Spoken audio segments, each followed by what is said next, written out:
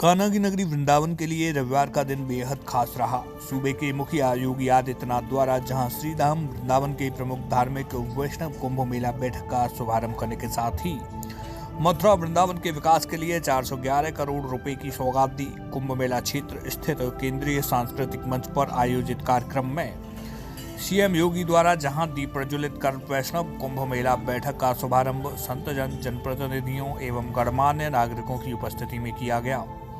वहीं 119 करोड़ की 47 परियोजनाओं का लोकार्पण एवं 292 करोड़ की 48 परियोजनाओं का शिलान्यास किया गया। मुख्यमंत्री ने संतों एवं ब्रजवासियों को संबोधित करते हुए कहा कि कोरोना काल में वैष्णव कुंभ के आयोजन को लेकर वह चिंतित थे, परंतु पीएम नरेंद्र मोदी के नेतृत्व में कोरोना महामारी की लड़ाई को हमने जीता। साथ ही उन्होंने जहां कुंभ मेला के इतिहास पर प्रकाश डाला, वहीं इस आयोजन को लेकर पूर्व एवं वर्तमान के बदलाव के बारे में बताया। इसके साथ ही सीएम ने प्रदेश सरकार द्वारा गोवंश के संरक्षण व संवर्धन, यमुना जी की निर्मलता, रोजगार एवं ब्रज विकास के लिए चलाई जा रही योजनाओं से भी अवगत कराया।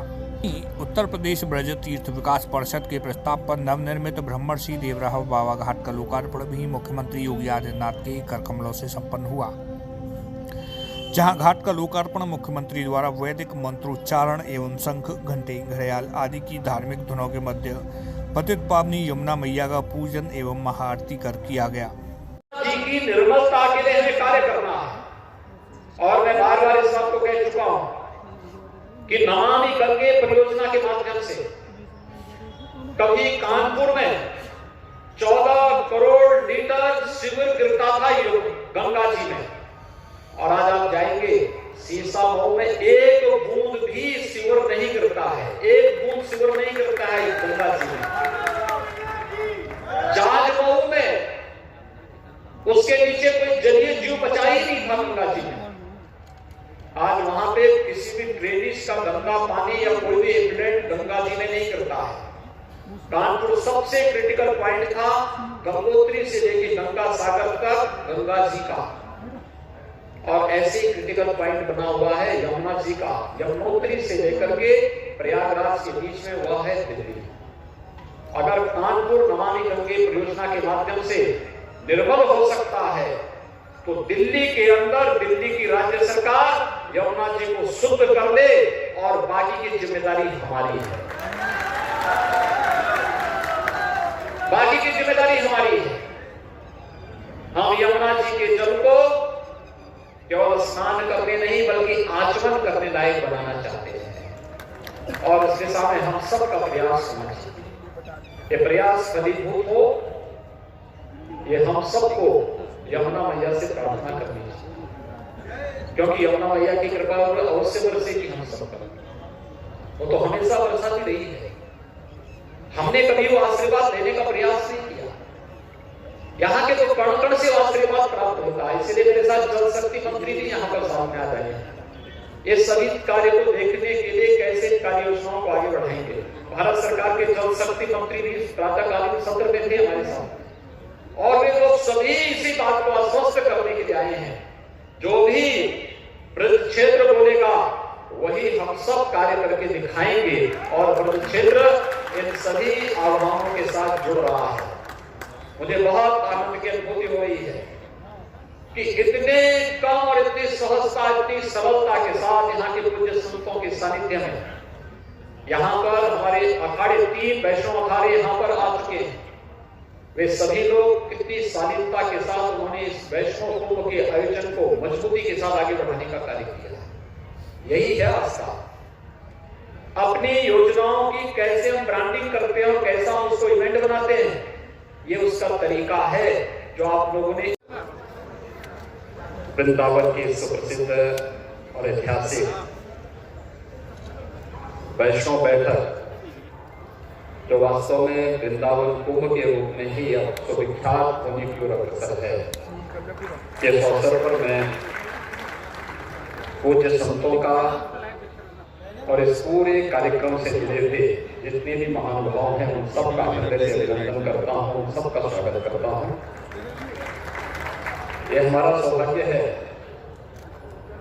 कि आप मुझे इस पावन कार्यक्रम में पूज्य संतों के सानिध्य में शामिल होने का अवसर प्राप्त हो रहा है। इस कार्यक्रम को यहाँ पर सानिध्य प्राप्त हो रहा है पूज्य संत कोट जी महाराज, पूज्य संत विजय कौशल जी महाराज, हमारे अन्य पूज्य संत चरण हैं, हरिशंकर जी महाराज हैं, राम स्वरूप जी हैं, मदन मोहन जी हैं, लाडली शरणदास जी हैं, मुरारी दास बाबा जी हैं, सुंदरदास जी हैं, जितने भी हमारे पूज्य संत चरण हैं उन सभी पूज्य संतों का मैं हृदय से अभिनंदन करता हूँ, उनका स्वागत करता हूँ। मेरे साथ आज यहाँ पर उपस्थित हैं प्रदेश सरकार में मेरे सहयोगी मंत्रीगण चौधरी लक्ष्मी नारायण जी, पंडित श्रीकांत शर्मा जी, डॉक्टर महेंद्र सिंह जी, यहाँ के लोकप्रिय सांसद श्रीमती हेमा मालिनी जी, यहाँ के जो हमारे महापौर हैं श्री मुकेश आर्य बंधु हैं, हमारे विधायक बलदेव और विधायक गोवर्धन भी यहाँ पर मौजूद हैं,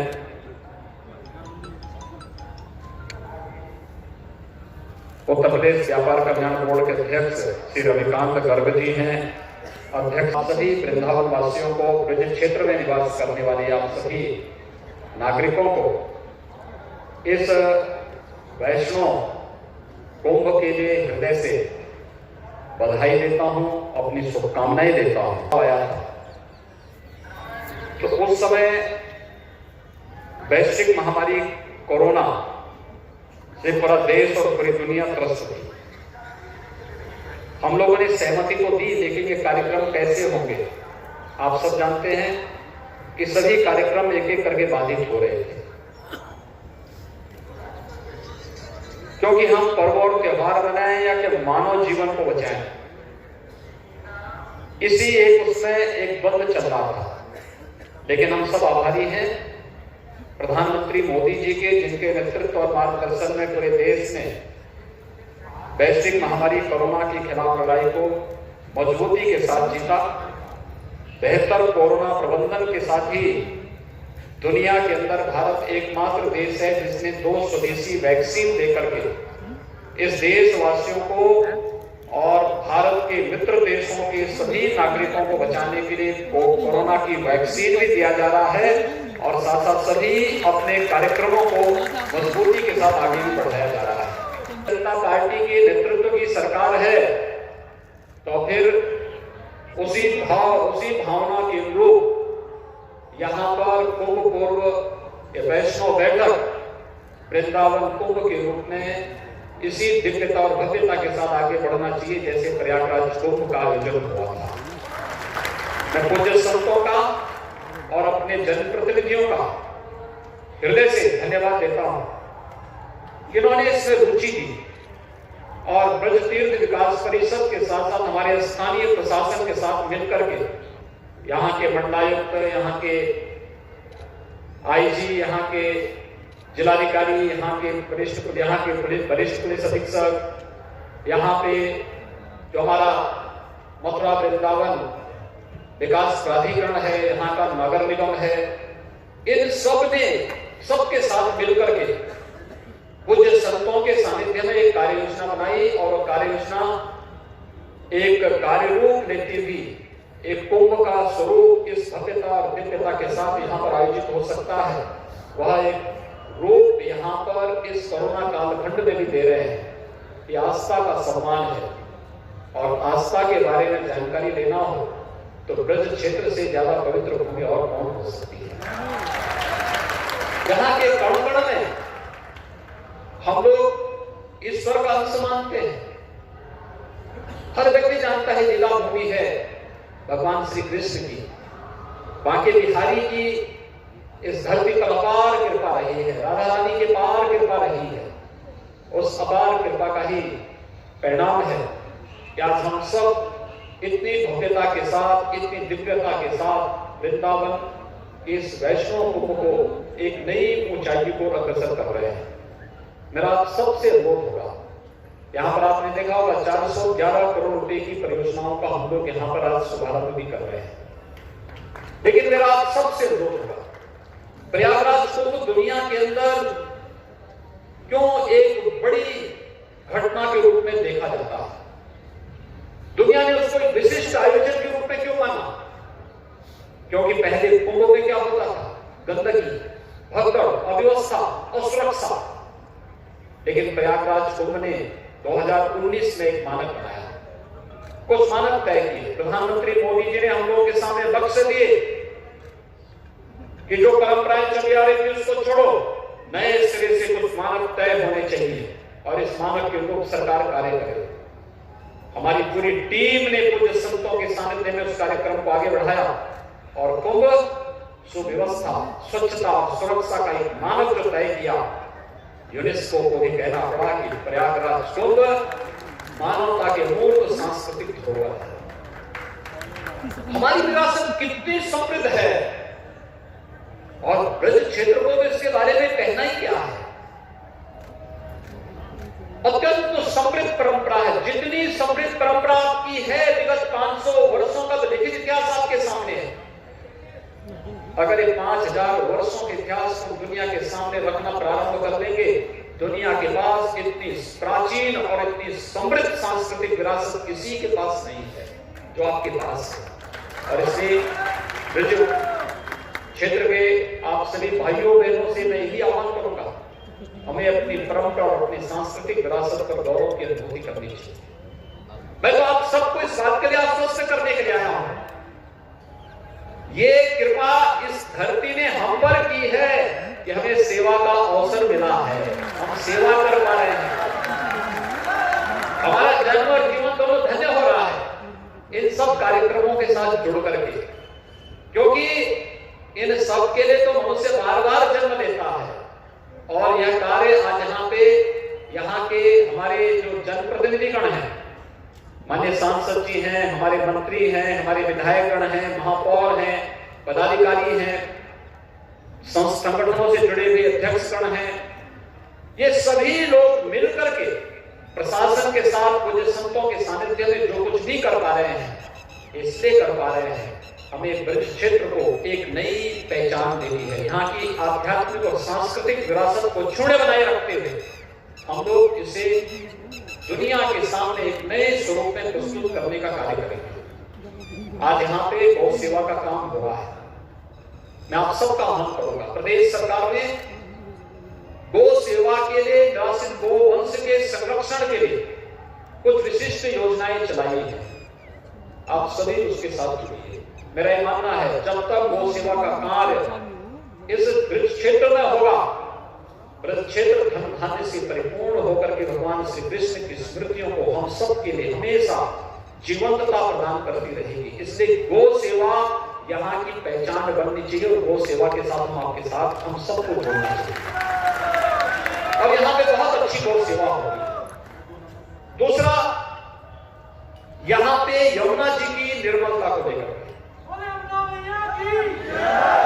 भाइयों बहनों, आज हम सब यहाँ पर कुछ ही देर के बाद देवरा बाबा घाट पर जाएंगे, वहां यमुना जी की आरती भी करेंगे।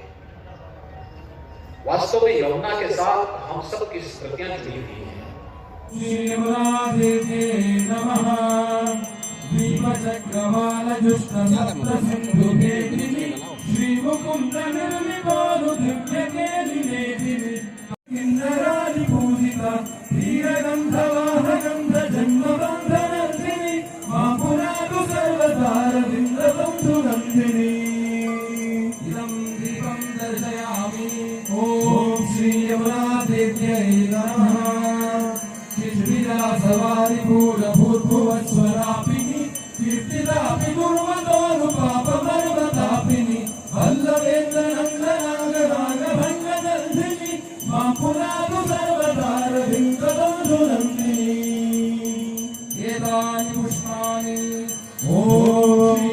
सोलह फरवरी से आयोजित श्रीधाम वृंदावन में कुंभ पूर्व वैष्णव बैठक का विधिवत रूप से आगाज रविवार को सूबे के मुखिया उत्तर प्रदेश सरकार के मुख्यमंत्री योगी आदित्यनाथ के द्वारा करवा दिया गया।